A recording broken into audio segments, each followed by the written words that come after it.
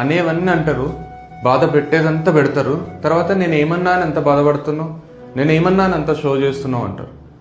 నేను ఏమన్నా అని అంత బాధపడుతున్నావు, లేకపోతే దాంట్లో బాధపడడానికి అంత ఏముంది, అదేమన్నా పెద్ద బాధపడే విషయమా అని దాన్ని తీసి పడేస్తారు.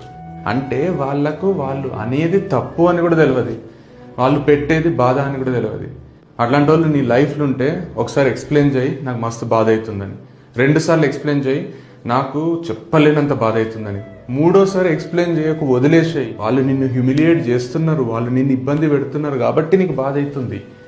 ఆ విషయం వాళ్ళకి చెప్తుంటే అంత పెద్ద మాట నేను ఏమన్నా అని నువ్వు బాధపడ్డానికని దాన్ని ఇట్లా తీసి పడేసి నార్మలైజ్ చేసేసి అది పెద్ద విషయమే కానట్టు పోర్ట్రే చేస్తే మనకే డౌట్ వస్తుంటుంది, నిజంగానే నేను ఓవర్ రియాక్ట్ అవుతున్నానా, నిజంగానే నేను అంత షో చేస్తున్నానా, అరే నేనే కొంచెం న్యూట్రల్ ఉండాలేమో అనుకుంటాం. అండ్ అట్లాంటి వాళ్ళు చాలా టాక్సిక్ అండ్ చాలా నెగటివ్ వైబ్స్ ఇస్తుంటారు.